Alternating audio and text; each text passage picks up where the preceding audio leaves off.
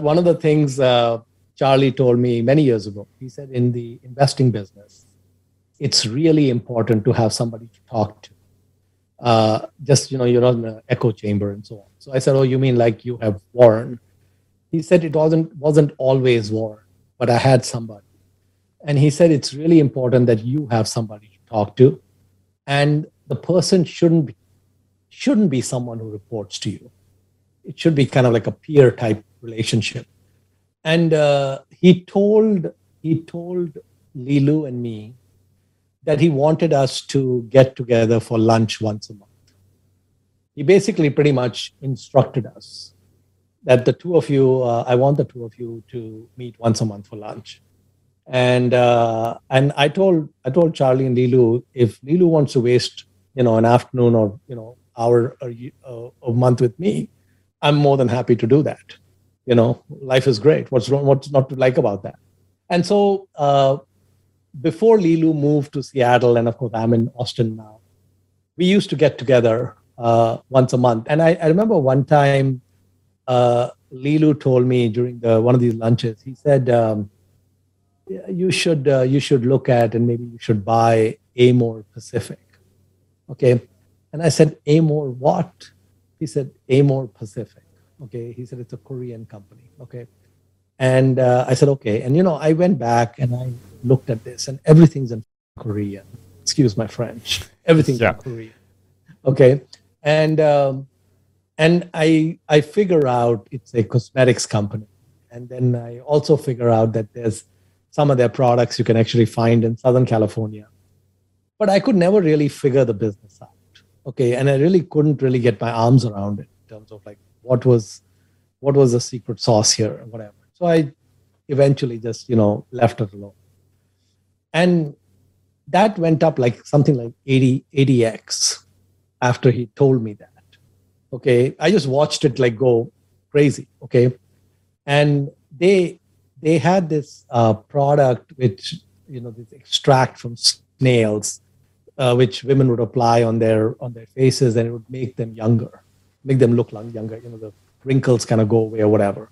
And what Amore Pacific had been able to do, what they had been able to convince Chinese women that, and I think now Korea is very well known for being kind of the state of the art for Asian women's skin products and so on.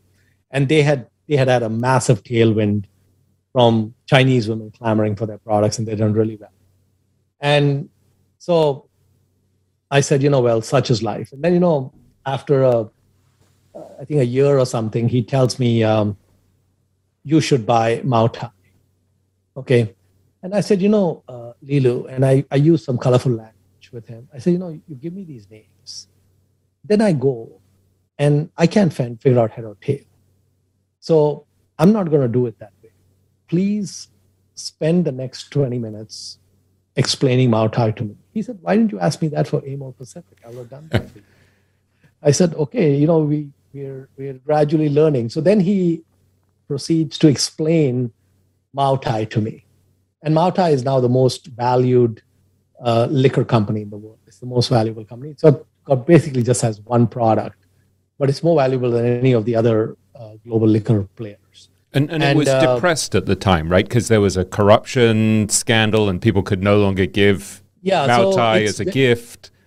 Yeah, it's very heavily consumed by government officials who are being wined and dined by people in the private sector and all that. And of course, the Mautai is flowing freely.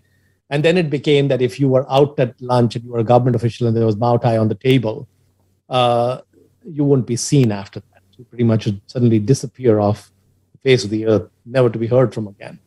And so there, when they were cracking down, it became synonymous because the government's perspective was nothing good is happening if there's Mautai on the table. One bottle, I don't know what the prices are now, but when I held the stock, it was over $1,000, $1,200 for a bottle, and it might be a lot higher by now. And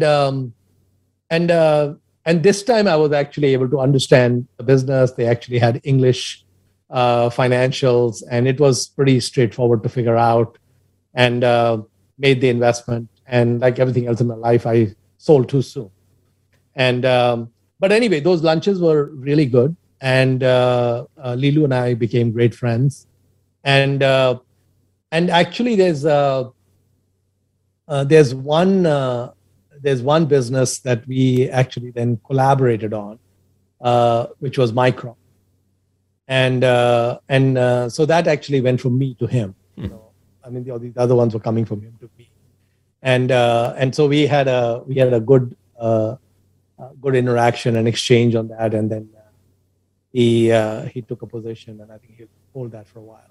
And what to go back to that original question, what do you think Charlie saw in him? Because I remember Charlie once saying, I can't remember whether it was to you or Guy Spear, that it was lucky Lilu was a force for good, because he's so unbelievably talented that if he wanted to rule the world, he could be. And if I remember rightly, I've met Lilu a few times, but I've never been able to interview him on the record, only kind of privately on background. When I was studying him, I think he was the first person at Columbia University to get a triple major, which he got while sleeping in an apartment in the living room that he shared with about 8 people. And this wasn't even in his first language. I mean, he had just come from Tiananmen Square. It's not actually a triple major. It's 3 degrees. It's a MBA, it's a law degree, and it's an undergraduate degree, all at the same time.